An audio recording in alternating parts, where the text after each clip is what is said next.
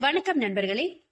தேனிசை தமிழ் நாவல்ஸ் இந்தோஸ் love audio books சேனலுக்கு உங்களை அன்புடன் வரவேற்பது நான் உங்கள் ஆர்ஜே நித்யஸ்ரீ. இந்துவின் புத்தம் புதிய படைப்பான ஈர விழிகளோடு மீண்டும் உங்களை சந்திப்பதில் மிக்க மகிழ்ச்சி. கதைக்கு போறதுக்கு முன்னாடி இந்த ஒளிச்சித்திரம் உங்களுக்கு பிடிச்சிருந்தா லைக் பண்ணுங்க, உங்க ஃப்ரெண்ட்ஸுக்கு ஷேர் பண்ணுங்க, உங்களோட கருத்துக்களையும் மறக்காம கமெண்ட் பண்ணுங்க. நம்ம கதைகளை விரும்பி கேட்கிறவங்க தாமதிக்காம நம்ம சேனலை சப்ஸ்கிரைப் பண்ணிடுங்க. உடனுக்குடனான அப்டேட்ஸ் தெரிய பெல் பட்டனையும் தட்டி விட்டுருங்க. கதையின் தலைப்பு இந்து எழுதிய ஈர விழிகள். குரல் ஆர்ஜே நித்யஸ்ரீ. காதல் மற்றும் ரொமான்ஸ் நிறைந்த த்ரில்லர் கதை. ஈர விழிகள். அத்தியாயம் 1. அடாவடி அராத்தல் பிடித்த பெண். நினைத்ததை சாதிக்கும் எண்ணம் படைத்தவள். தான் ஆசைப்பட்டது கிடைக்க வேண்டுமானால் எந்த எல்லைக்கும் போக துணிவாள். யாருக்கும் அடங்காத மாடர்ன் மங்கை. திமிர் பிடித்தவள். பணத்தில் பிறந்து பணத்தில் புரண்டு பணத்திலேயே வளர்ந்தவள். யாரையும் மதித்து பேசும் ரகம் இவளில்லை. உடையில் கூட ஸ்டேட்டஸ் பார்த்து பழகும் ரகம். யாராவது வசதி குறைந்தவர்கள் தெரியாமல் தீண்டிவிட்டால் கூட ஏதோ தீண்டத்தகாதவர் தீண்டியதைப் போல அவர்களை கேவலமாக பார்த்து சப்பென கன்னத்தில் அறைந்து அவர்கள் முன்பே சோப்பு போட்டு கை கழுவி செல்வாள். இப்போது தென்னிந்தியாவில் நடந்த மிகப்பெரிய அழகி போட்டியில் வெற்றி பெற்று முதல் பரிசு கோப்பையை தட்டி சென்ற பேரழகி. ஆனால் அவளின் மனம் அந்த அளவுக்கு அழகானதல்லவே. தான் அழகி என்ற கர்வம், ஆணவம் எப்போதும் அவள் மனதில் இருக்கும். கிளப், பப் என்று போகாத இடங்கள் இல்லை. அதில் பணக்கார ஆண் நண்பர்கள் ஏராளம். எல்லாம் உடலை உரசிய கை கோர்த்து ஆடும் நடனம். அதுவரை நிறுத்துவதோடு முடித்துக் கொள்வாள். அவளின் தாய் பெயரும் குணவதி. அவரும் குணவதிதான். அமைதியானவர், வாயில்லா பூச்சி என்று கூட சொல்லலாம். ஆனால் ஒரு நாள் கூட அம்மா என்று அவள் மதித்து பேசியது கிடையாது. எல்லாம் அவளின் அப்பா கொடுத்த செல்லம். அமைச்சர் பரமானந்தம் பெரிய அரசியல்வாதி. மக்கள் பணத்தில் தங்கள் குடும்பம் மட்டும் மென்மேலும் உயர வேண்டும் என்ற நல்லெண்ணம் படைத்தவர். படிக்காத மனைவி குணவதி அவருக்கு பிடிக்காத மனைவியாகி போக ஊரில் பாதி பெண்களை இரவில் மட்டும் மனைவியாக்கிக் கொள்ளும் தியாகி செம்மல். இவருக்கு ஒரு மகன். அவனை பற்றிய தகவல் கதையின் போக்கில் வரும். அப்படிப்பட்டவள் இன்றவள் கழுத்தில் மின்னும் புது தாலி மார்பை உரிமையாய் வீற்று உறவாட பட்டு புடவையில் மணப்பெண் அலங்காரத்துடன் சொல்ல முடியா வேதனையில் கண்ணீரில் கரைந்து கொண்டிருக்கிறாள் நேத்ரா என்ற நேத்ரவர்ஷினி. ஹே நேத்து, இப்ப அழுது என்னடி பிரயோஜனம்? நான் சொல்ல சொல்ல கேட்காம நீயா உன் இஷ்டத்துக்கு ஏதேதோ பண்ணி கடைசியில இப்படி ஒரு நிலையில அழுது படிச்சுட்டு இருக்க. உனக்கெல்லாம் அது தேவைதான். ஒழுங்கா கண்ணு தொடச்சிட்டு அழுறத நிப்பாட்டு என்று எரிச்சலாக சொல்லிய அவளின் இந்த ஒரே ஒரு தோழி மட்டும்தான் நேத்ராவுக்கு நல்லதை மட்டும் எடுத்து கூறும் நல்ல பெண் ஸ்ருதி. ஹே ஸ்ருதி, என்ன பேசிட்டு இருக்க? நேத்து மட்டும் அப்படி பண்ணலனா இந்நேரம் அவன் நினைச்சது எதுவுமே நடந்திருக்காது. கடைசியில அவன் அந்த ஒண்ணு இல்லாதவன் கிட்ட தோத்து போய் நின்று இருப்பால. இப்ப அவன் நினைச்சதும் நடந்துருச்சு. யாருக்கிட்டையும் நேத்து தோத்தும் போகல என்று ரேஷ்மாவை கேவலமாக முறைத்து வைத்தாள் ஸ்ருதி. அவளையே முறைக்கிற ஸ்ருதி, ரேஷ்மா சொல்றது சரிதானே? எவ்வளவு தைரியம் இருந்தா அந்த ஒண்ணு இல்லாத ஃபுட் நம்ம நேத்துக்கிட்ட சவால் விட்டுருப்பான். அதுக்குதான் அவன் விட்ட சவால நேத்து ஜெயிக்க அவனையே கல்யாணம் பண்ணி அவனுக்கு இவ யாருன்னு காட்டிட்டான். கண்ணில் வெறி பொங்க கூறிய சுஷ்மியை கண்டு திருந்தாத ஜென்மம் என்று தலையில் அடித்துக் கொண்ட ஸ்ருதி கண்ணீர் பெருக்கெடுக்க தலை தாழ்த்தி அமர்ந்திருந்த நேத்ராவிடம், நேத்து இப்ப என்ன பண்ண போற? எங்களோட வரியா இல்ல இங்கே இருக்க போறியா என்று அவள் கராராக கேட்க, ஏ ஸ்ருதி, இது என்ன கேள்வி? நேத்து கண்டிப்பா நம்ம கூட தான் வருவா. அட்டைப்பெட்டியே தோத்து போகும். இந்த இத்தனோண்டு மேட்ச் பாக்ஸ் வீட்ல எல்லாம் எப்படி இருக்கிறது? வேக், டிஸ்கஸ்டிங் என்று அந்த சிறிய மாடி வீட்டை சுற்றியும் பார்த்து ரேஷ்மா முகம் சுழிக்க நேத்ரா எதுவும் பேசாமல் அமைதியாக இருந்தவள், போல ரேஷ்மா, நீ சொன்னது சரிதான், என்னால் எங்களை இருக்க முடியாது என்றவள் யாரின் பதிலும் எதிர்பாராமல் விறுவிறுவென நடந்து வெளியே நின்ற அவளின் விலை உயர்ந்த காரின் பின் சீட்டில் சாய்ந்தமர்ந்து கண்களை மூடியவளுக்கு அவளின் திருமணம் நடந்த நிகழ்வை நினைத்து மனம் வெறுத்து போனாள். ஸ்ருதி பணக்கார வீட்டு பெண்ணாக இருந்தாலும் சிறு வயதில் தந்தையை இழந்த பெண் என்பதால் அன்னையின் வளர்ப்பில் நன்மாதிரியான குணத்துடன் வளர்ந்தாள். ஆனால் ரேஷ்மா சுஷ்மியை பொறுத்தவரை பணம் இருந்தால் மார்க்கம் உண்டு. கிளப்பு, பப்பு, பார்ட்டி, சிகரெட், மது என்று எப்படியெல்லாம் இருக்கக்கூடாதோ அப்படியெல்லாம் வாழ்க்கையை ரசித்து வாழ்வர். சற்று பணத்திமேர் அதிகம்தான். அதோடு சேர்த்து ஆண் நண்பர்களுடன் ரூம் போட்டு சற்று எல்லை மீறல்களும் உண்டு. அதுவெல்லாம் சகஜமப்பா, யாரும் கண்டுக்காதீங்க. எப்படியாவது எய்ட்ஸ் வந்து சாகட்டும்னு வாழ்த்தி விட்டு போவோம். என்ன நான் சொல்றது? நேத்ராவின் நடவடிக்கையில் ஸ்ருதிக்கு அவளின் எதிர்கால வாழ்க்கையை நினைத்து கவலையாக இருந்தது. மேலும் நேத்ராவின் மனதை புரிந்து கொள்ள முடியாமல் குழம்பி போனவள் அவளின் அடுத்த கட்ட பிளான் என்ன என்று தெரியாமல் தலையே வெடிப்பதைப் போல இருக்க அவளையே பார்த்து கொண்டு அவள் அருகில் அமர்ந்து காரை கிளப்பிய சுஷ்மி நேராக சென்ற இடமோ பப். அதை பார்த்ததும் அதிர்ச்சியான ஸ்ருதி, சுஷ்மி, கல்யாணம் முடிஞ்ச கையோட இந்த மாதிரி இடத்துக்கு வரதெல்லாம் ரொம்ப தப்பு. காரை நேத்து விட்டு விடு. ஸ்ட்ரிக்டாக ஆர்டர் போட்ட ஸ்ருதியை எரிச்சலாக கண்ட ரேஷ்மா மற்றும் சுஷ்மி, இங்க பார், சும்மா சும்மா எங்களுக்கு ஆர்டர் போட்டு இருக்காத ஸ்ருதி. நேத்துவே சைலண்டா இருக்கா, நீ என்ன இங்க போ அங்க போன்னு எதையாவது சொல்லிட்டே இருக்க? நேத்து முதல்ல இந்த ஸ்ருதியோட ஃப்ரெண்ட்ஷிப்பை கட் பண்ணு. அப்பதான் நம்ம ஃப்ரீயா ஜாலியா பழைய மாதிரி எல்லாத்தையும் என்ஜாய் பண்ண முடியும். சுஷ்மி ரேஷ்மா இருவரும் எரிச்சலாக சொல்ல நேத்ரா அதை எதையும் காதில் வாங்காமல் எதையோ வெறித்துக் கொண்டிருப்பதை கண்ட ஸ்ருதிக்கு ஆத்திரமாக வந்தது. தன்னை அவர்கள் உதாசீனம் செய்து பேசுவது தெரிந்தாலும் நேத்ரா எதுவும் கேட்காது போனது ஸ்ருதிக்கு வருத்தம் அளிக்க அவளை ஒரு முறை பார்த்தவள், நேத்து, கடைசியா ஒரு முறை கேக்குறேன், இப்படியே காரை விட்டு இறங்கி நீ ஏன் கூட வீட்டுக்கு வரியா, இல்ல இவளுங்களோட போய் இன்னும் கெட்டு சீரழிய போறியா? கோபத்தை அடக்கியபடி கேட்டாள் ஸ்ருதி. ஸ்ருதி, யூர் கிராசிங் யுவர் லிமிட். என்னவோ நேத்துவ நாங்க தான் கெடுக்கிற மாதிரி பேசிட்டு இருக்க. She is matured girl. அவளோட முடிவை அவளே எடுக்கிற புத்தி அவளுக்கு இருக்கு. தேவையில்லாம நீ ஒண்ணு அவளுக்கு எந்த அறிவுரையும் சொல்ல அவசியம் இல்ல.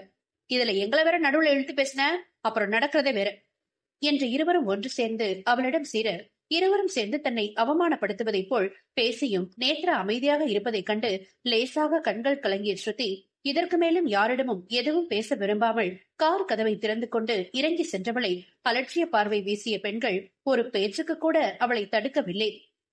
வெளியில் எதையோ வெறித்துக் கொண்டிருந்த நேத்ராவை, ஹே நேத்து, ஏன் இன்னும் இங்கே இருக்க, வா நம்ம உள்ள போலாம் என்று அவளை அழைத்துக் கொண்டு பப்பின் உள்ளே இருவரும் செல்ல பொம்மை போல் அவர்களுடன் சென்ற நேத்ராவை அங்கு வேலை செய்யும் வெயிட்டர், டிஜே முதல் குடித்துக் கொண்டே நடனமாடிக் கொண்டிருப்பவர்கள் வரை அனைவருக்கும் நேத்ராவை மனக்கோலத்தில் கழுத்தில் தாலியுடன் பார்த்து அதிர்ந்து போய் அவளை வித்தியாசமாக பார்த்து வைத்தனர். ஹே நேத்து, வாட் இஸ் திஸ்? என்ன காஸ்டியூம் இது, கன்றாவியா இருக்கு. மாட்டு நோஸ்ல கற்ற அந்த ரோப்ப நீயே கழுத்துல மாட்டிருக்க. எல்லாம் பப் நண்பன் சர்வேஷ் தான் முகத்தை அஷ்ட கோணலாக வைத்துக் கொண்டு கேட்டது. கூடவே இன்னும் சிலர் கேள்விகளால் அவளை துளைத்தெடுக்க அதற்கு எதற்குமே பதில் சொல்லாத நேத்ராவுக்கு ஒருவன் அவளை அனைவரின் முன்பும் அறைந்து அவமானப்படுத்தியதுதான் அவள் மனதில் ஓடிக்கொண்டிருந்தது. அவள் கழுத்தில் 3 முடிச்சிட்ட ராம், ஸ்ரீராம், தன் கன்னத்தில் அறைந்த அவனை பழிவாங்க வேண்டும் என்றல்லவா அவனை திட்டமிட்டு திருமணம் செய்து கொண்டாள். குனிந்து தன் கழுத்தில் அவன் கட்டிய தாலியை பார்த்தவள் அதுவரையில் அழும் மூஞ்சியாக சோகமாக வைத்திருந்த நேத்ராவின் முகம் இப்போது கடுமையாக மாறி சிவப்பு சாயம் பூசிய மின்னும் முதட்டில் விஷம புன்னகை விளிர்ந்தது. சுவற்றில் மாட்டியிருந்த பெரிய சைஸில் மாலையிட்ட புகைப்படத்தை வெறிக்க வெறிக்க பார்த்திருந்த ராம் வாழ்க்கையே வெறுத்த நிலையில் மனம் முழுக்க பாரம் அழுத்த படத்தில் இருந்த தன் காதல் மனைவி தீஷாவின் சிரித்த முகத்தை பார்த்து வெறுமையாக கசந்த புன்னகை உதிர்த்த ராம் கையில் அவள் கொடுத்து சென்ற பரிசு 2 வயது யுவதேவ் தந்தையின் புதர் போல வளர்ந்திருந்த தாடி மீசையில் கைவிட்டு இழுத்து பார்த்து விளையாடி கொண்டிருந்தான். ராம் உயிருடன் இருக்க ஒரே பிணைப்பு அவன் பிள்ளை யுவதேவ் மட்டுமே. எப்போதும் 1000 கவலைகள் கொட்டி கிடந்தாலும் அதையெல்லாம் உள்ளுக்குள் புதைத்து வெளியில் சிரித்த முகமாக வழிய வந்தவன் கடந்த 1 வருடமாக அவன் வசீகரிக்கும் முகத்தில் முட்டை கண்ணில் அப்படி ஒரு சோகம் இழையோட வலம் வருகிறான். அதிலும் இன்றைய நாளின் நிகழ்வின் நினைவில் தன்னால் அவன் கண்ணில் இருந்து கண்ணீர் வழிந்து கொண்டிருந்தது. ஏன் தீஷா என்னையும் நம்ம குழந்தையும் தனியா விட்டுட்டு போன? எப்படி மனசு வந்துச்சு உனக்கு? என் நம்பிக்கைய பொய்யாக்கிட்டு கடைசி வரைக்கும் கண்ணை திறந்து அனுதினமும் உன்னையே நினைச்சிட்டு இருக்க என்னையும் நம்ம குழந்தைய ஒரு முறை கூட கண்ணை திறந்து பார்க்காம ஏண்டி போன? நீ இல்லாம உன் நெஞ்சில தலை வச்சு படுக்காம தூங்கி தூக்கமே வரல தீஷா. உன்னை பார்த்துக்கிட்டே சாப்பிடாம சோறு கூட இறங்கலடி. என்னை விட ஆசையா நமக்கு பிறக்க போற குழந்தை மேலதானே நீ தீஷுக்குட்டி உயிரா இருந்த. அப்புறம் ஏண்டி என்னையும் என் பிள்ளையும் தனியா தவிக்க விட்டுட்டு போன? உன்னோட அழகான ஞாபகங்களோட நம்ம பையனோட ஏதோ கொஞ்சம் இப்ப நிம்மதியா வாழ்ந்துட்டு இருந்த என் வாழ்க்கையில வேற ஒருத்தி என்னோட அனுமதியே இல்லாம வந்துட்டாளேடி. இப்ப உனக்கு சந்தோஷமா? வெறி பிடித்தவன் போல கத்த கையில் இருந்த குழந்தை அழ தயாராகி மிரட்டு போய் அவனை பார்த்து கொண்டிருந்தது. எவ்வளவு காதலோட எவ்வளவு கனவுகளோட நீயும் நானும் கடைசி வரை சந்தோஷமா வாழ்ந்தோன்னு நினைச்சு இந்த கையால உன் கழுத்துல நான் ஆசையா கட்டி உரிமையா உன் நெஞ்சில தொங்கின தாலி இன்னைக்கு கொஞ்சம் கூட அந்த தாலியை சுமக்க தகுதியே இல்லாத ஒரு கேவலமானவ திட்டம் போட்டு என்னை இதே கையால அவ கழுத்துல கட்ட வச்சுட்டா தீஷா. அவ கழுத்துல தொங்குன அவனோட தாலிய பாக்கும்போது அருவருப்பா அப்படியே செத்தலாம் போல இருக்கடே. எத்தனை நாள் உன் நெஞ்சில தலை வச்சு அணைச்சு உன் நெஞ்சோட சேர்த்து அந்த தாலிக்கும் நான் முத்த கொடுத்திருப்பேன். அதெல்லாம் நினைக்கும் போதே என்னால தாங்க முடியல. பைத்தியம் பிடிக்குது தீஷா. கத்திக்கொண்டே அங்கிருந்த கண்ணாடி மேஜையை தூக்கி போட்டு உடைக்க அது நொறுங்கி சிதறிய சத்தம் கேட்டு பயந்து போன யுவா வேறிட்டு கத்தி அழத் தொடங்கினான். அத்தியாயம் 2. ஹே நேத்து, வா ட்ரிங்க்ஸ் பண்ணலாம். சுஷ்மி அழைக்க யார் பேசுவதையுமே காதில் வாங்காத நேத்ரா அவளாகவே சென்று வெயிட்டரிடம் 1 விஸ்கி என்றவள் இருக்கையில் அமர்ந்து 1 மோர் என சொல்லிக்கொண்டே 2-3க்கு மேல் அவள் பாட்டுக்கு குட்டி கண்ணாடி கிளாஸில் மேஜையில் விஸ்கியை வைக்க வைக்க வாயில் சரித்துக் கொண்டே இருக்க அதை பார்த்த ரேஷ்மா சுஷ்மி இருவரும் ஒருவர் முகத்தை ஒருவர் பார்த்து கொண்டு அவள் அருகில் சென்று அமர்ந்து அவர்களும் அவர்களுக்கு பிடித்த மது ஐட்டத்தை வாங்கி குடித்துக் கொண்டே, ஹே நேத்து, வாட் ஹேப்பனிங் யா? நாங்களும் பார்த்துட்டே இருக்கோம். அந்த யூஸ்லெஸ் வெல்லவ மேரேஜ் பண்ணிக்கிட்டே நீ இப்படி சைலண்டாவே இருக்கே, என்னாச்சு என்றாள் ரேஷ்மா ஒயினை அருந்தியபடி. ஆமா நேத்து, அதான் அவனை பழி வாங்கி நீ போட்ட சேலஞ்ச்ல தான் வின் பண்ணிட்டியே. அப்புறம் ஏன் இன்னும் இந்த ஒன்றதுக்கு உதவாத ரோப்ப கழட்டி எறியாம உன் கழுத்துல போட்டிருக்க? முகத்தை சுழித்து கேட்ட சுஷ்மியை நிமிர்ந்து பார்த்த நேத்ரா, இன்னும் அவனை முழுசா தோக்கடிச்சு நான் ஜெயிக்கல சுஷ்மி. முரடான குரலில் கைகளை இறுக மடக்கி அவள் கூறிய விதத்தில் இருவரும் அவளை புரியாமல் பார்த்து, என்ன சொல்ற நேத்து என்க இருவரையும் கண்டு இதழ் வளைத்தவள், அந்த ராம் எதுக்காக என் கழுத்துல தாலி கட்டினான்னு 2 பேரும் மறந்துட்டீங்களா என்ன? அவன் ஒன்னும் என்ன உருகி உருகி லவ் பண்ணி நான் தான் வேணும்னு என்ன கல்யாணம் பண்ணல. அவன் குழந்தைக்காக மட்டும்தான் பொம்மை மாதிரி அவன் என் கழுத்துல தாலி கட்டினான். இல்லைன்னா என்னையெல்லாம் ஒரு பொருட்டாவே மதிச்சிருக்க மாட்டான் என்றவளை அப்போதும் இருவரும் புரியாமல் பார்க்க, என்ன புரியலையா? நான் விட்ட சவால் என்ன? அவனை என்னை உயிருக்கு உயிரா லவ் பண்ண வச்சு நான் காதல் குறையாம என் கழுத்துல தாலி கட்ட வைப்பேன்னு தானே. ஆனா நடந்தது என்ன? அவன் அவனோட குழந்தைக்காக என் கழுத்துல வேண்டா வெறுப்பா தாலி கட்டிட்டு போனானே தவிர என் மேல அவனுக்கு சின்னதா கூட ஒரு இன்ட்ரெஸ்ட் வரவே இல்லையே. அப்புறம் எப்படி நான் அவன்கிட்ட விட்ட சவால நான் வின் பண்ணேன்னு சொல்றேன்? பெண் சிறுத்தையாய் மாறி ஆவேசமாக இருக்கையிலிருந்து எழுந்து 2 கைகளை ஓங்கி மேஜையில் தட்டி அப்படியே கை ஊன்றி நின்று கத்த அவள் தோழிகள் மட்டுமில்லாது அங்கிருந்த அனைவரும் நேத்ராவின் கோபத்தில் அவளை அதிர்ந்து போய் பார்த்தனர். அங்கிருந்த யாரையும் கண்டு கொள்ளாத நேத்ரா ராமை எப்படியாவது தன் காலை சுற்றும் பாம்பாய் மாற்றி அவனை ஆட்டி படைத்து தான் அவன் வாழ்க்கையில் எல்லாமே என்று நினைக்கும் தருவாயில் அவனை அவமானப்படுத்தி உதறி தள்ளிவிட்டு அவன் கட்டிய இந்த தாலியை அவன் முகத்தில் விட்டெறிந்து விட்டு வர வேண்டும். ஏண்டா இந்த நேத்ரா கிட்ட நீ மோதணும்னு அவன் வாழ்க்கை முழுக்க நினைச்சு நினைச்சு நொந்து போய் வாழணும் என்ற கொடூர எண்ணம் கொண்டு அவள் காரில் ஏறி அவளின் மாளிகை வீட்டை நோக்கி பறந்தாள்.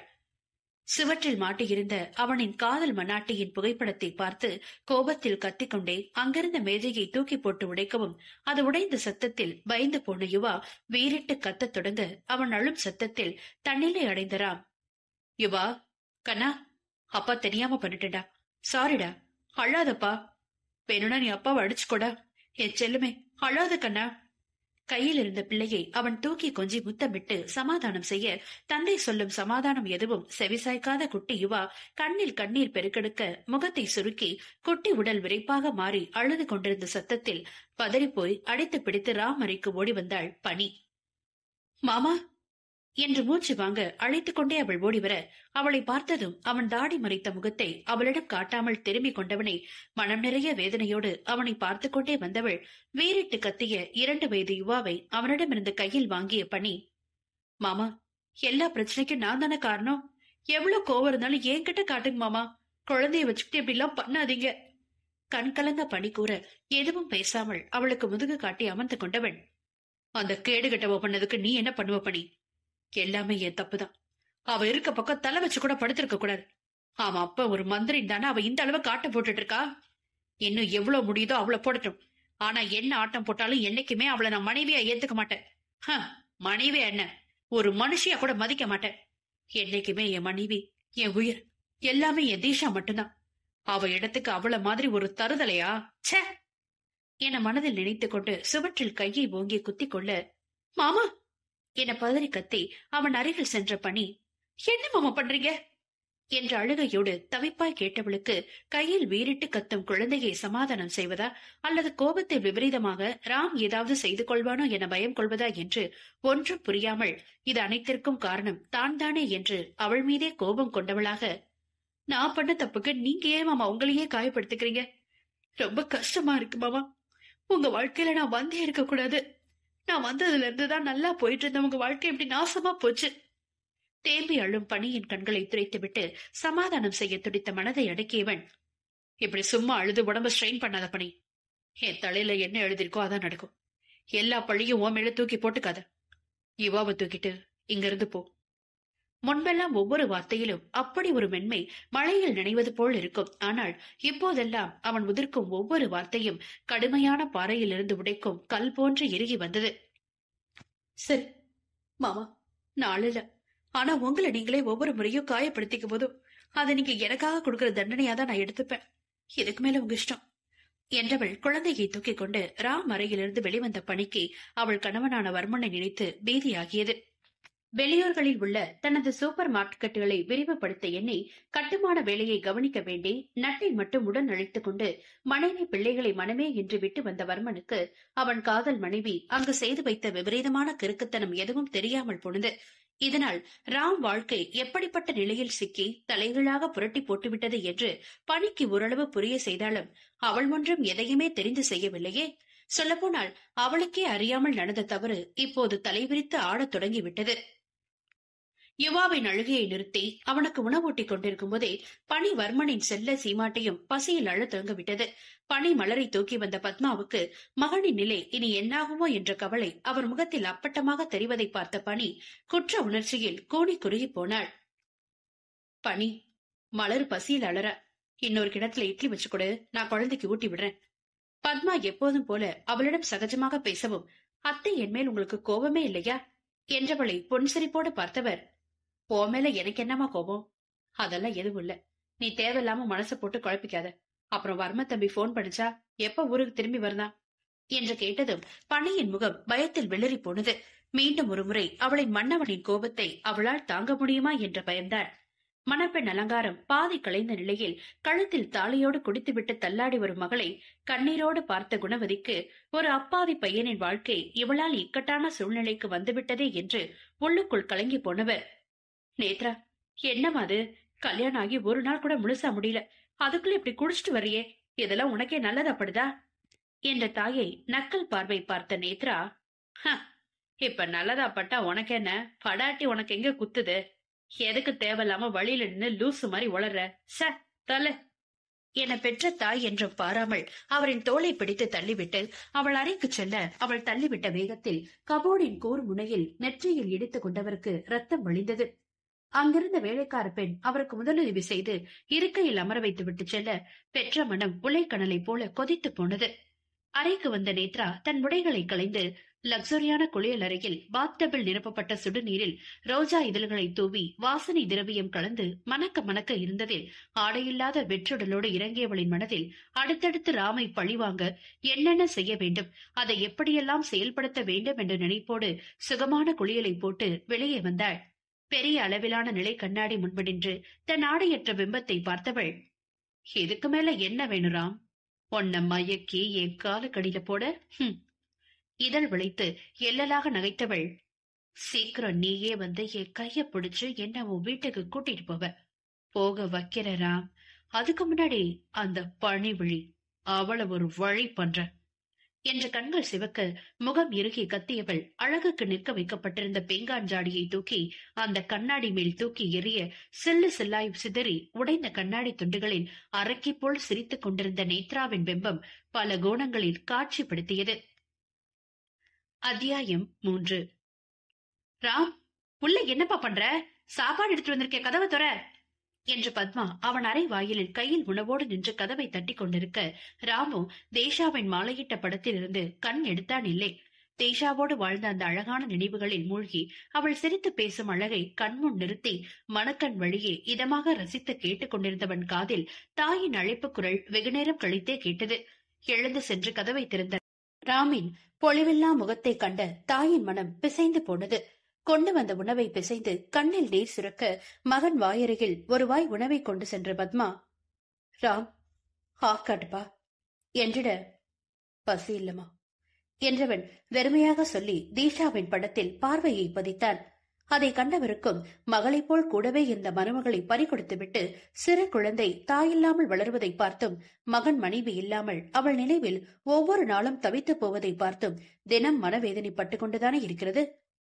ராம், இப்படியே இருந்தா என்ன பார்த்தோம்? போதும் கண்ணா, நீ கவலைப்பட்டது. இனிமே என்ன செய்யணுமோ அதை யோசிச்சு முடிவு பண்ணு.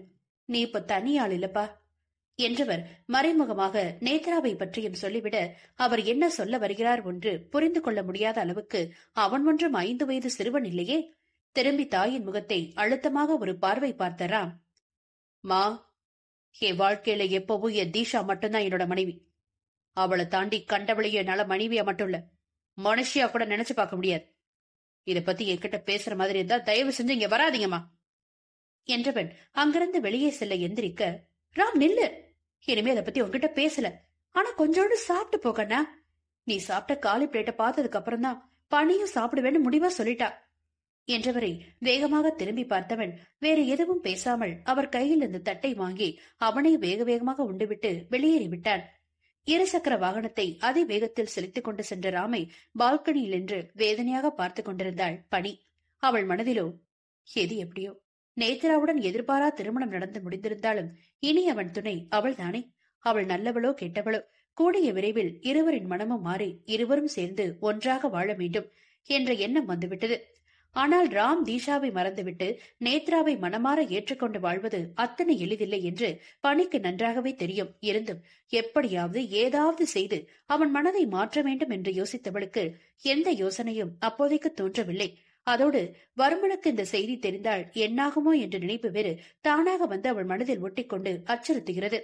எப்போதும் பிறந்த குழந்தைகள் அணிவதை போன்ற குட்டி குட்டி மாடனான உடைகளை மட்டும் அணியும் நேத்ரா என்றோ நீண்ட சல்வாரில் வெட்டிவிட்ட முடிகளை 2 பின்னல் பின்னி அதில் ஒரு முழம் மல்லிப்பூவை சுற்றி வைத்து நெற்றியில் பொட்டு, வகுட்டில் குங்குமம், மார்பை உரசும் மஞ்சள் தாலி கயிறு என்று மங்களகரமாக படியில் இருந்து கிளம்பி வந்தவள் சாப்பாட்டு மேஜையில் அமர்ந்து எப்போதும் யாராவது பரிமாறினால் மட்டுமே உணவை உண்பவள் இன்று அவளே தட்டை எடுத்து வைத்து பரிமாறி உண்டவளை குணவதி தலையில் போட்டிருந்த கட்டோடு வியப்பாக பார்த்து கொண்டு ஒரு மூலையில் ஒதுங்கி நின்றார். நரைத்து போன வெள்ளை முடியில் கருகருவென டை அடித்து நடுவில் இருந்து சொட்டை தெரியாததைப் போல 4 முடி கொண்டு அதை மறைத்து வெள்ளை வேட்டி சட்டை மீது பச்சை துண்டை போர்த்தி கொண்டு வந்த பரமானந்தம், என்ன நேத்ராமா, ஆளே அடையாளம் தெரியாத அளவுக்கு மாறி போய் உட்கார்ந்திருக்க, என்ன சமாச்சாரம் என்றபடி அவர் அமர அதுவரை ஓரமாக நின்று மகளின் புதுவித பரிமாணத்தை கண்குளிர கண்டு ரசித்த குணவதி ஓடி வந்து கணவனுக்கு சாப்பாடு பரிமாறுவதில் கண்ணும் கருத்துமாக இருந்தார். அது ஒண்ணு இல்லப்பா, அந்த ராமோட நேத்து எனக்கு கல்யாணம் முடிஞ்சிருச்சுல, அதான் அந்த ஒண்ணும் இல்லாத பிளடிய என் கால கீழே கொண்டு வந்து நான் விட்டு சவால்ல ஜெயிக்கணும், அதுக்குதான் இந்த கெட்டப். அலட்டி கொள்ளாமல் சொன்ன மகளை உணவை பரிமாறிய கரம் நடுங்க பார்த்த குணவதியை பரமானந்த முறைத்த முறைப்பில் வேதனையை மறைத்து வேலையில் கவனத்தை செலுத்தினார். இதுக்கு ஏங்க நீ இப்படி சிரமப்பட்டுட்டு 5 பைசாவுக்கு புண்ணியம் இல்லாதவன போய் கல்யாணம் அது இதுன்னு பண்ணி நேர வினியம் பண்ண? அப்பா கிட்ட ஒரு வார்த்தை சொல்லியிருந்தா அந்த நாயை கொண்டாந்து உன் கால்கடியில போட்டு காலத்துக்கு உனக்கு அவன் உன் காலை பிடிச்சு ஒரு சேவை செய்யற மாதிரி செஞ்சிருப்பேனே. இப்ப கூட ஒண்ணு கெட்டு போகல. அந்த கர்மத்தை அறுத்து எரிஞ்சிட்டு நம்ம ஆளுங்களை விட்டு அவனை 4 தட்டு தட்டி தூக்கிட்டு வர சொல்றேன் என்றார் எக்காலமிட்டு சிரித்துக் கொண்டு. அவரோடு சேர்ந்து தானும் லேசாக சிரித்து வைத்த நேத்ரா, பா, உங்களுக்கு ஒண்ணு புரியல. நீங்க சொல்ற மாதிரி அவனை மிரட்டியோ அடிச்சோ பணிய வைக்க முடியாது. அதோட அவன் எனக்கு கடமைக்கேன்னு செய்யற எந்த தேவையும் தேவையில்லப்பா. அவன் மனசுல நான் மட்டுமே நிறைஞ்சு என்ன அவன் முழுசா விரும்பி நான் இல்லன்னா அவன் இல்லன்ற அளவுக்கு கொண்டு வந்து நேத்துன்னு என் பேரை சொல்லிக்கிட்டே குட்டி போட்ட நாயாட்டம் வாழாட்டிட்டு என் பின்னாடியே சுத்தி வர்ற நேரத்துல அவன் கட்டின இந்த ஒண்ணு இல்லாத கயிறை அவன் மூஞ்சிலேயே அறுத்து வீசிட்டு நான் தான் ஜெயிச்சேன்னு அவன் மூஞ்சிக்கு நேராரியே சொல்லிட்டு வரணும்பா. ஏண்டா இந்த நேத்ரா கிட்ட வம்பு வச்சுக்கிட்டோம்னு அவன் காலை முழுக்க நினைச்சு கண்ணீர் விடணும் என்று கண்ணில் பழி வெறியோடு சொல்லிய மகளுக்கு நல்புத்தி எதுவும் சொல்லாமல் மேலும் கொம்பு சீவி விட்ட பரமானந்தம், சரி நேத்ரா, உன் விருப்பம் போல செய்ய. உன் வேலை முடிய ஒரு 2-3 மாசம் இல்ல ஒரு 4-5 மாசம் கூட ஆகலாம். அதுக்குள்ள முடிச்சிட்டு அப்பா சொல்ற சிஎம் பையனை கல்யாணம் பண்ணிக்கோ. அப்பதான் இந்த அப்பா சீக்கிரம் சிஎம் பதவிய கையில எடுக்க முடியும் என்று சுயநலமாக ஏதோ கணக்கு போட்டு சொல்லும் தந்தைக்கு சரி என்று வாக்களித்துவிட்டு அங்கிருந்து சென்றாள் நேத்ரா. ஆனால் குணவதியோ இதையெல்லாம் கேட்டு சகிக்க முடியாமல் நெருப்பு மேல் நிற்பதைப் போல பல்லை கடித்துக் கொண்டு நின்றிருந்தார். ராம் வீட்டிலிருந்து நேராக வந்தது அவன் வேலை பார்க்கும் அலுவலகத்திற்குத்தான். ஒரு காலத்தில் எப்போதடா அலுவலகம் செல்வோம் என்று காலில் ரெக்கை கட்டி கொண்டு பறந்து வந்த நாட்கள் சென்று இப்போது இந்த அலுவலகத்தை நிமிர்ந்து கூட பார்க்க பிடிக்காத அளவுக்கு வெறுத்து போன நிலையில் வந்திருக்கிறான். ஏனெனில் நேத்ராவின் அண்ணன் நரேனுடைய கம்பெனி அது. கடந்த 8 வருடங்களாக அங்கு நியாயமாக வேலை பார்க்கிறான் ராம். கம்பெனி முதலாளி எப்படி இருந்தால் என்ன, யாராக இருந்தால் என்ன, நாம் நியாயமாக உழைக்கும் உழைப்புக்கு சரியான ஊதியம் வருகிறதா என்று பொதுவான எண்ணம் நம் எல்லோரிடமும் இருக்கும் ஒன்றுதான். அதே எண்ணம்தான் ராம் மனதிலும் இத்தனை நாட்கள் இருந்து வந்தது. நரேன் அவன் தந்தை பரமானந்தத்தின் குணத்திற்கு சற்றும் குறைவில்லாதவன். அவ்வப்போது தந்தைக்கு துணையாக அரசியலில் எட்டி பார்ப்பவன் தான். 2 சக்கர வாகனங்கள் தயாரிப்பு நிறுவனங்கள் பிரான்ச்சாக வைத்து நடத்தி வருகிறான். அதிக லாபம் வைத்து விற்றாலும் அவனிடம் வாங்கும் அனைத்தும் மிகுந்த தரமாகவே இருக்கும். அதில் ஒரு கம்பெனியில்தான் ராம் வேலை பார்ப்பது. கடந்த 6 மாதங்களுக்கு முன்பு வரை குடும்பத்தில் 1000 துக்கம் கவலைகள் இருந்து வந்தாலும் வேலையில் எந்த பிரச்சனைகளும் இல்லாமல் ஏதோ ஒரு வகையில் மனதுக்கு நிம்மதி அளித்து வந்தது அங்கு நேத்ராவை பார்க்கும் வரை. என்று அவளை கண்டானோ அன்றை தலைக்கு மேல் சனி பிடித்துக் கொண்டதைப் போல ஆனது ராமுக்கு. அதோடு இல்லாமல் 1.5 வருடம் முன்னால் தீஷா அப்போது உயிருக்கு ஆபத்தான நிலையில் இருக்கும்போது மருத்துவ செலவுகளுக்காக இன்கிரிமெண்ட் அதிகம் வாங்குவதற்கு 5 வருட கான்ட்ராக்டில் கையெழுத்திட்ட காரணம் முதலில் பிடித்து செய்த வேலையை இப்போது கட்டாயத்தின் பேரில் பிடிக்காமல் செய்கிறான். தயாரித்து வரும் 2 சக்கர வாகனங்களின் ஒவ்வொரு சிறு சிறு பாகங்களையும் கவனமாக சரிபார்த்து நுணுக்கமாக கணக்கெடுப்பதுவே ராமின் வேலை.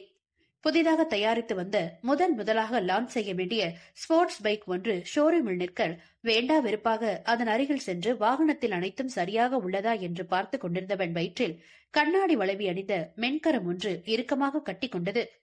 ஒரு நொடி அந்த தொடுதலில் ஆத்திரம் மேலோங்க கண்களை அழுத்தமாக மூடித்திருந்த ராம், "ஏய் சை, கையடு!" என்று உருமலாக சிறிதும் அவள் தொடுகை பிடிக்காத அருவருப்போடு பற்களை கடித்தான்.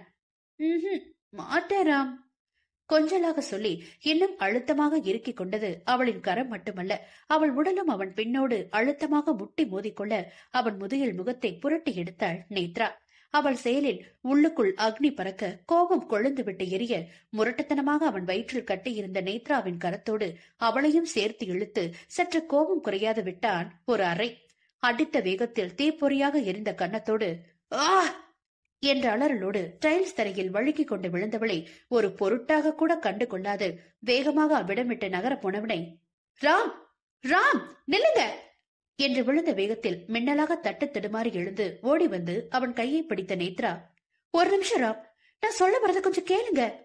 தவிப்பாக அவள் ஏதோ சொல்ல வர அவள் பிடித்த கையை வேகமாக தட்டி விட்டவன் ஒற்றை விரல் அவள் முகத்துக்கு நேராக நீட்டி கண்கள் சிவக்க கடுமையாக அவளை பார்த்தவன், "இன்னொரு முறை உன் விரல் மட்டும் இல்ல, உன் மூச்சு காத்து கூட என் மேல படக்கூடாது சொல்லிட்டேன்.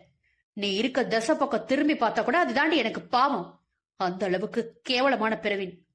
கொஞ்சமும் ஆத்திரம் குறையாமல் பற்களை கடித்துக் கொண்டு இரும்பு குரலில் சேரிவிட்டு மீண்டும் அங்கிருந்து செல்ல போக, "நீங்க என் மேல கோபமா இருப்பீங்கன்னு எனக்கு தெரியும் ராம். உங்களுக்கு என் மேல கோவப்பட அடிக்க எல்லா உரிமையும் இருக்கு. ஏன்னா நான் உங்க மனைவி. அதை உங்களால இல்லன்னு எக்காரணம் கொண்டு மறுக்கவே முடியாதே." அவன் முதுகுக்கு பின்னால் நேத்ரா கத்தி சொல்ல முன்னால் அடி எடுத்து வைத்தவன் கால்கள் அடுத்த அடி எடுத்து வைக்காமல் அப்படியே நின்று எல்லலாக தலை திருப்பி இதழ் வளைத்தவன், "இந்த ஜென்மம் மட்டும் இல்லடி, இன்னும் 100 ஜென்மம் எடுத்தாலும் இந்த ராமோட பொண்டாட்டி என் தீஷா ஒருத்தி மட்டும்தான். என் தீஷாவோட தாலி உன் கழுத்துல இருக்க காரணம் என்னன்னு உனக்கு தெரியும், எனக்கும் தெரியும். அதை சுமக்க கொஞ்சம் கூட தகுதி இல்லாத கேவலமான ஜென்மோண்டி நீ. மரியாதையா அதை நீயே கழட்டி கொடுத்துரு. உன் வேலையை பார்த்துக்கிட்டு போயிட்டே இரு. அதை விட்டுட்டு தேவையில்லாம என் வழியில குறுக்க வந்து என்ன உன்கிட்ட மடக்கி வளைச்சு போடலான்னு பகல் கனவு கண்டு கடைசியில ஏமாந்து போகாதரி." என்றவன் முன்னே செல்ல தீஷாவை அவன் வார்த்தைக்கு வார்த்தை மனைவி என்று பெருமையாக சொல்வது அத்தனை ஆத்திரம் பொங்கியது அவளுக்கு. இருந்தும் அவன் எதிரில் எதையும் வெளிக்காட்டிக் கொள்ளாதவள், "ராம், ராம், நான் உங்களுக்காக என்னையும் கேரக்டரையும் மொத்தமா மாத்திக்கிட்டேன் ராம். அது எதுவும் உங்க கண்ணுக்கு தெரியலையா?" என்றவளை முழுதாக திரும்பி நின்று பார்த்தவன், "என்னதான் எரும மாடு உடம்பு முழுக்க கலர் சாயத்தை பூசி தன்னை பசுவா காட்டிக்கிட்டாலும் முயற்சி பண்ணாலும் எப்பவும் எரும மாடு தானே?" எல்லல் கலந்த கடுமையில் மொழிந்து வேகமாக அவ்விடம் விட்டு சென்றிருந்தான்.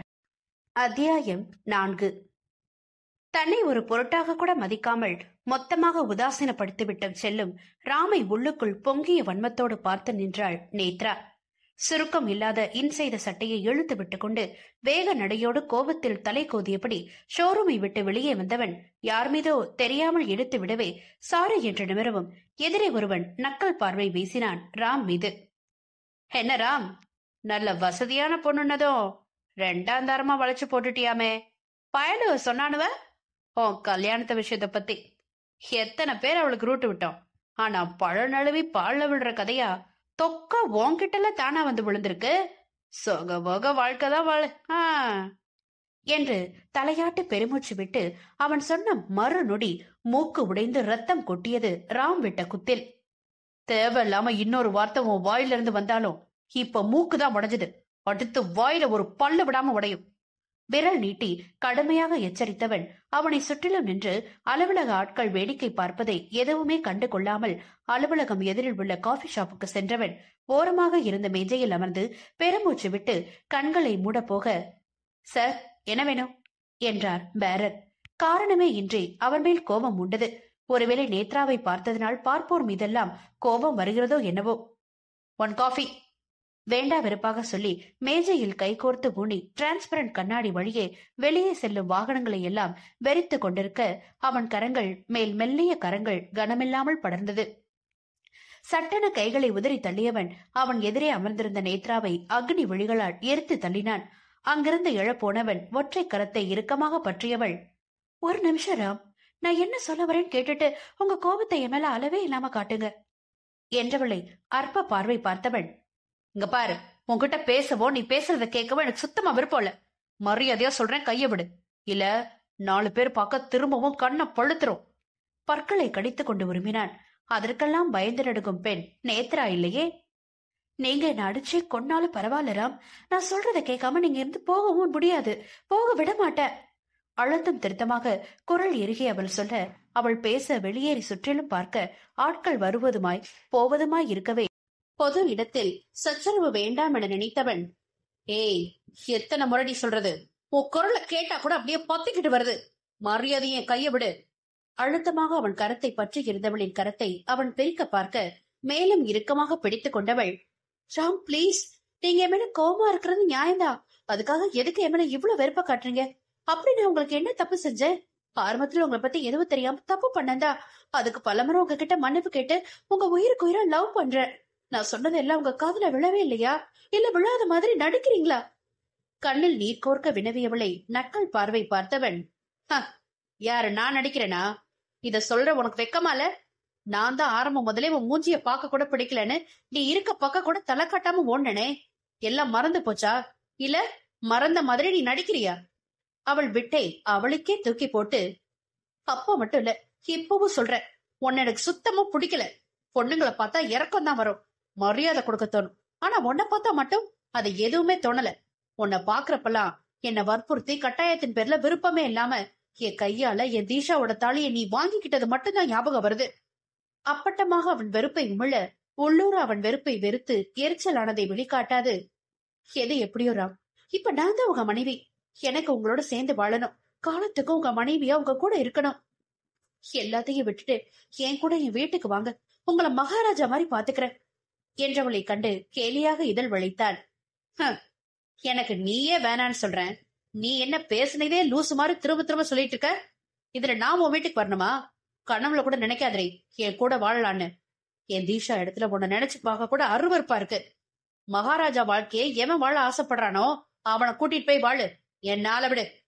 அவன் கையெடுத்து கும்பிட்டு போட்டு திரும்ப சரட்டென அவன் காலுக்கு இடையே ஹீல்ஸ் காலை விட்டு அவன் முன் சட்டையை கொத்தாக பிடித்தெழுத்து நச்சென அவன் இதழோடு இதழ் சேர்த்தவள் அழுத்தமாக அவன் கீழ் உதட்டை அவள் வெண் பற்களுக்கு இடையில் கவ்வி கொண்டாள் நேத்ரா. அவள் இப்படி செய்வாள் என்று சற்றும் எதிர்பார்க்கவில்லை அவன். அவள் இழுத்த வேகத்தில் அண்டச்சியாக அவன் இரு கரமும் அவள் மெல்லிடையை பற்றி இருக்க அவளின் ஒரு கரம் அழுத்தமாக அவன் முன் சட்டையும் மற்றொரு கரம் அவன் பெண் கழுத்தையும் இறுக்கமாக அவள் முகத்தோடு அழுத்திக் கொண்டு கண்களை மூடி அவளுக்கு தெரிந்த விதத்தில் அவன் மீசை தாடி மறைத்த தடித்த பிங்க் நிற இதழ்களை சப்பு கொட்டி உறிஞ்சு கொண்டிருந்தாள். அகல கண்களை விரித்து ஒரு நொடி நடந்ததை ரீவைண்ட் செய்து பார்த்தவனுக்கு அவள் செய்கையில் கட்டுக்கடங்கா கோபம் எழுந்ததை தவிர அவள் கொடுக்கும் இதழ் முத்தத்தை ரசிக்க முடியவில்லை. அவள் இதழ் சுவை அறிய விரும்பவில்லை. அவள் இதழ் முத்தம் இனிப்பை கொடுக்கவில்லை.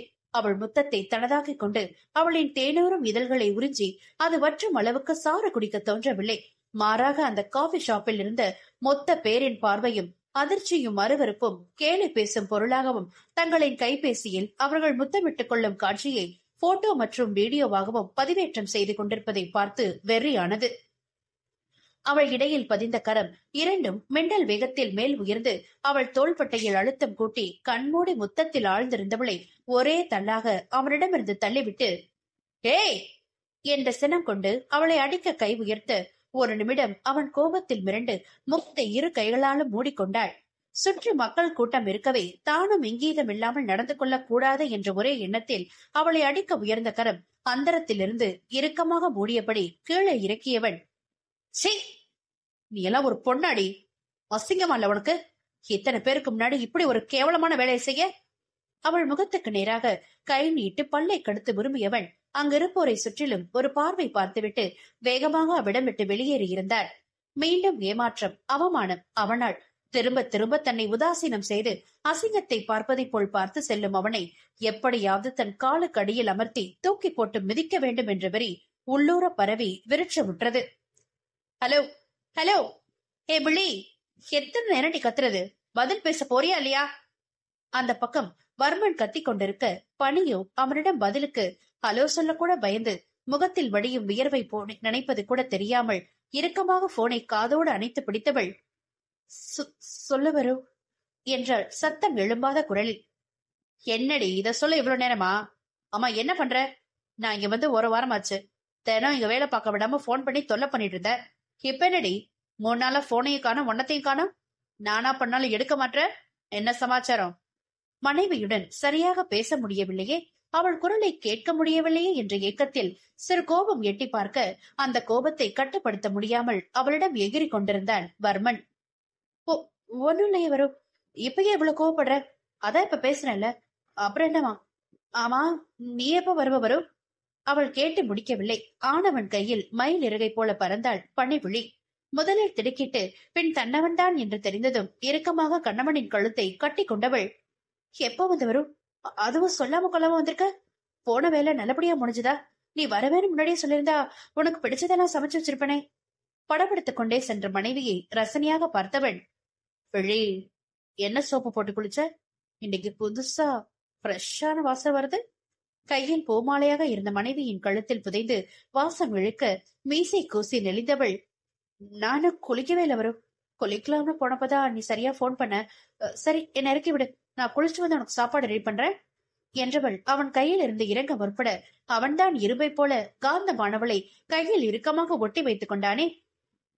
விருந்து சாப்பாடு எனக்காக ரெடியா இருக்கும் போது எனக்கு ஏண்டி அடுப்புல வந்து சாப்பாடு? அதெல்லாம் ஒன்ன சாப்பிட்டு அப்புறம் நீ செய்யறதையே சேர்த்து சாப்பிடுறேன் என்று கண்ணடித்தவன் நொடியும் தாமதிக்காமல் அவள் பொன்னிதழை முற்றுகையிட்டு மனைவியோடு குளியல் அறையில் தஞ்சம் புகுந்திருந்தான் அக்னிவர்மன். அத்தியாயம் 5. அலைபேசியில் கணவனுடன் கதைத்துக் கொண்டிருக்கும் போதே எங்கிருந்தோ பூனை போல் திருட்டுத்தனமாக வந்த வர்மன் அலைக்காக பெண்மானை கையில் ஏந்தி இருந்தான். அவள் கேட்ட கேள்விகளுக்கு எதுவும் பதில் சொல்லாமல் அவன் வேறு பல கேள்வியை உருவாக்கி மனைவியின் வாசத்தில் கிறக்கமானவன் அவளை மேலும் பேச விடாது வாயோடு வாய் அடித்தபடியே மெல்லிய பூங்கத்தை குளியலறை கடத்தி சென்று ஆடை களைத்து வெண்பாவை உடலில் உள்ள அவள் துள்ள துள்ள சேவை தொடங்கினான். என்ன வரும், வந்ததும் வராதமா அட்டகாசம் பண்ற? கீழே அத்தைக்கிட்ட குழந்தைங்களை விட்டுட்டு குளிக்கிறதுக்கு காலையில மேல வந்த, இப்ப மதியமே வந்து போச்சு. அவங்க இவ்வளவு நேரம் என்ன பண்ணன்னு கேட்டா நான் என்னடா சொல்றது? டிரெஸ்ஸிங் டேபிள் முன்னால் அவள் தலை துவட்டு விடுகிறேன் என்ற பெயரில் அவளின் ஈர கூந்தலில் முகத்தை விட்டு பாசம் பிடித்து முதுகோடு ஒட்டி கைகள் கண்ட மேனிக்கு அவள் உடலில் அலை மோதவே கணவனின் மெய் தீண்டலில் பனி உருகிடாமல் மேஜை மீதிருந்த சென்ட் பாட்டிலை தூக்கி அவள் இடையில் இருந்து அவன் கையில் அடித்தாள் அவள். என்று கையை உதறியவன், விழி, என்னடி ஆசையா தொட்ட அடிக்கிற? பின் அடிக்காம கொஞ்சம் சொல்றியா என்றாள் முறைப்பாக.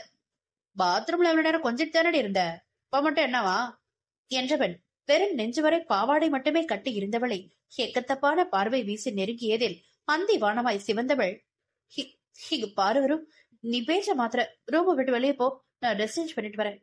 எங்கே மீண்டும் பாய்ந்து விடுவானோ என்ற அச்சத்தில் அவனை வெளியே துரத்துவதிலே குறியாக இருந்தாள் பனி. நானும் தாண்டி ட்ரெஸ் சேஞ்ச் பண்ணணும், இப்படியே எப்படி வெளியே போறதா என்றவனும் கட்டுடல் திமிரிய இரும்பை ஒத்த மேனியில் ஈரம் சுட்ட ஒற்றை துண்டை மட்டுமே இடையில் கட்டியிருந்தாள். வேணும்னா ஒண்ணு பண்ணுவோமா? உனக்கு நான் ட்ரெஸ் மாத்தி விடுவேனா, எனக்கு நீ ட்ரெஸ் மாத்தி விடுவியா? இப்படி மாத்திக்கிட்டா அலுப்பு தெரியாம சீக்கிரம் வேலை முடியும். கண்ணெடுத்து கூறியவனை ஒரு மார்க்கமாக பார்த்தவரும், இவ்வளவு கேவலமான ஐடியாலா நீ எங்க இருந்து கத்துட்டு வரவரு? எனக்கு நேரம் ஆச்சு, குழந்தைங்களுக்கு சத்து கஞ்சி காய்ச்சணும். ஒழுங்கா நீ தனியா உன் வேலையை பாரு, என் வேலையை நான் முடிச்சுக்கிறேன் விரைப்பாக சொன்னவள் அடுத்தடுத்து அவள் மன்னவன் அவளிடம் செய்த வேலையில் தானாக இசைந்து போனாள். பரபரப்பாக சமையல் வேலைகளை பார்த்து கொண்டிருந்தாலும் பணியின் மனமோ கலக்கமாகத்தான் இருந்தது. வர்மன் வர மேலும் 2 நாட்கள் ஆகும் என்று நினைத்திருக்க, அவனோ காதல் சீமாட்டியை பிரிந்திருக்க முடியாமல் அவள் போனை வேறு எடுக்காதிருந்ததில் பயந்து உடம்புக்கு ஏதாவது முடியவில்லையோ என்ற பதட்டம் கொண்டு அவசரமாக அனைத்து வேலைகளையும் முடித்துவிட்டு மனைவி பிள்ளைகளை பார்க்க ஓடோடி வந்து விட்டாள். வந்தவனுக்கு அவள் நலமாக இருக்கிறாள் என்று அவளை நேரில் பார்த்த பிறகுதான் பதட்டம் நீங்கியது. அவன் வந்ததிலிருந்தே அவளை எதுவும் பேச விடாமல் வாயை வேறு கடித்து வைத்துக் கொண்டே இருந்ததில் ராமின் திருமண விடயத்தை கணவரிடம் சொல்ல முடியாமல் போனது. அதுவும் குழந்தைகளை பணயமாக வைத்து மிரட்டி உருட்டி ராமை கட்டாய திருமணம் நேத்ரா செய்து கொண்டாள் என்று தன் கணவனுக்கு தெரிய வந்தாள் என்ன செய்வானோ? அதுவும் இவையெல்லாம் நடந்தது தன்னுடைய கவனக்குறைவுதான் என்று தெரிந்தாள் என்னாகுமோ என்ற கலக்கம் அவளை வெகுவாகவே அச்சுறுத்தியது. கூடத்தில் அமர்ந்து தத்தி ஓடும் கால் முளைத்த குட்டிகளோடு சேர்ந்து குழந்தையாக மாறி வர்மன் விளையாடி கொண்டிருக்க, மலர் அவன் தலையை பிச்சு இழுப்பதும் முகத்தை வளைத்து வளைத்து புரண்டுவதுமாயிருக்க, வர்மன் வலிப்பதைப் போல் யுவாவை பார்த்து காப்பாத்ரா என கத்த, யுவா தங்கையின் கைப்பிடித்து தடுத்து பாவ் பாவ் வேணா என தலையாட்டி வலிக்கும். யாருக்கும் புரியா மழலை மொழியில் தங்கையை அதட்ட, மலரோ எத்தனை நாளும் தந்தை அவன் தனியாக விட்டு சென்றதில் கோபம் போலும் ஓரமாக போய் குட்டி கைகளை கட்டி உம்மென உட்காருவதும், பின் மீண்டும் கோபம் வரும்போது தந்தையை புரட்டி எடுப்பதுமாய் இருக்க, மீண்டும் வர்மன் கத்த யுவா மலரை தடுப்பதுமாய் இருப்பதை அவர்களின் விளையாட்டை ரசித்தபடி பார்த்திருந்த பத்மா, வர்மா உன்கிட்ட பணி ஏதாவது சொன்னாலா என்றார். அவன் கழுத்தில் 2 குட்டிகளும் ஏறிக்கொண்டு ஆளுக்கு ஒரு கன்னத்தில் எச்சில் ஒழுக கொஞ்சிக் கொண்டிருக்க, இல்லம்மா வெளியே எதுவும் சொல்லலையே ஏன் என போதே அவன் அலைபேசியில் தொடர்ந்து குறுஞ்செய்தி வந்து கொண்டே இருந்தது. அவன் அப்படி சொன்னதும் அவர் சற்று நிம்மதியாக உணர, ஒண்ணுல சும்மாதான் கேட்டேன் என போதே சரிமா என்றவன் போனை எடுத்து குறுஞ்செய்தியை திறந்து பார்த்தவன் கண்கள் அதிர்ச்சியில் விரிந்தது. கடற்கரை மணலை கையில் எடுத்து காற்றடிக்கும் திசையில் தூவியபடி நேத்ரா அவனிடம் நடந்து கொண்டதை, கேவலமான நினைவுகளை மறக்க எண்ணி ஒன்றின் மேல் ஒன்று அடித்து மோதி சீறி பாய்ந்து அலைமோதிக் கொள்ளும் கடல் அலைகளை இடைவிடாது வெறித்துக் கொண்டிருந்த ராமின் அலைபேசியிலும் தொடர்ந்து குறுஞ்செய்தி வரவே என அழுத்து கொண்டு வேண்டா வெறுப்பாக அதை திறந்து பார்த்தவனுக்கு நேத்ரா மேல் கொலை வெறியானது. நேத்ரா அவனுக்கு முத்தமிட்ட காட்சிதான் புகைப்படங்கள் மற்றும் வீடியோக்களாகவும் இணையதளம் ஊடகங்கள் முழுக்க காட்டு தீ போல பரவி கொண்டிருந்தது. ராம் பிடிமானத்திற்காக அவள் இடையை பிடித்துக் கொண்டிருப்பது என்னவோ அவனும் அந்த முத்தத்தில் நிலைத்திருப்பதை போன்ற பின்பத்தை காட்சிப்படுத்தியது. ச என போனை பாக்கெட்டில் போட்டு அழுத்தமாக தலை கோதி கொண்டவனுக்கு இத்தனை நாட்கள் இருந்த பிரச்சனைகளை விட இவத்தொல்ல தாங்க முடியலையே என்ற எரிச்சலை கொடுத்தது. வேண்டாம் என்று ஒதுங்கி போனாலும் பூதாகரமாக கிளம்பி விடாமல் துரத்தி வந்து விடுகிறாள். அவன் நிம்மதியை தொலைக்க மீண்டும் அவளால் பிரஷர் கூடி தலையே வெடித்துவிடும். பிரச்சனை வரப்போவது அறியாமல் தன் மனைவி தீஷாவின் கல்லறை நோக்கி சென்றான் மன அமைதி தேடி. நேத்ரா, இது என்ன கன்றாவிய பண்ணி வச்சிட்டு இருக்க? பரமானந்தம் அந்த வீடியோவை பார்த்து வீட்டையே 2ஆக்கி கொண்டிருக்க, நேத்ராவோ எதையும் காதில் வாங்காமல் ஆன்லைனில் ஆர்டர் செய்த பக்கெட் சிக்கன் பிரியாணியில் இருந்த லெக் பீஸை ஒரு பிடி பிடித்துக் கொண்டிருந்தாள். குணவதி கலக்கமாக ஓரமாக நின்று நடக்க போகும் அனைத்தையும் கனத்த மனதோடு பார்க்க தயாராகினார். உன்கிட்டதான் நான் பேசிக்கிட்டு இருக்கேன் நேத்ரா, எதுக்காக இப்படி கண்டவனோடைய பப்ளிக்ல முத்தம், அதுவும் எங்க பண்ணி வச்சிருக்க? இங்க பார் மினிஸ்டர் என் பரமானந்தம் அவர்களின் மகள் பட்டப்பகலில் வாலிபர் ஒருவரோடு வாயோடு வாய் வைத்து முத்தம். இப்படி கொட்டை எழுத்துல போட்டு இஷ்டத்துக்கு அடிச்சு விட்டுட்டு இருக்கானுங்க. நான் எப்படி வெளியே தலை காட்டுறது? இந்நேரம் இந்த கன்றாவிய சிஎம்ல இருந்து சிஎம் புள்ள வரைக்கும் பாத்துருப்பாங்க. ஐயோ, உன்னை அங்க கட்டி கொடுக்கலாம்னு நினைச்சு நான் கனவு கண்டுட்டு இருக்கேன். நீ என்ன நேத்ரா கண்டவனோடைய போய் அசிங்கம் பண்ணிட்டு வர? அவர் பாட்டுக்கு காட்டு கத்து கத்தி கொண்டிருக்க திருப்தியாக பாதி பிரியாணியை உண்டு பிடித்தவள் மீதம் உள்ளதை அங்கிருந்த வேலைக்கார பெண்ணிடம் கொடுத்து பெரிதாக ஏப்பம் விட்டபடி தந்தையை நிமிர்ந்து பார்த்தவள், 3 மாசம் எனக்கு நீங்க டைம் கொடுத்திருக்கீங்க, ஞாபகம் இருக்காடி என்றாள் அமைதியாக. அதுக்கு பொது இடத்துல இப்படியா பண்ணுவ? ஒரு ரூம்க்கும் போட்டு யாருக்கு தெரியாம முத்தம் என்ன? எப்படி நீ அவன் கூட இருந்திருந்தாலும் பிரச்சனை இல்லையே. ஆனா இது தப்பு நேத்ரா. ஏன்னா இந்த குடும்பத்துல யார் எந்த ஒரு சின்ன தப்பு செஞ்சாலும் அது என் அரசியல் கனவையே மொத்தமா பாதிப்பு ஏற்பட அதிக வாய்ப்பு இருக்கு.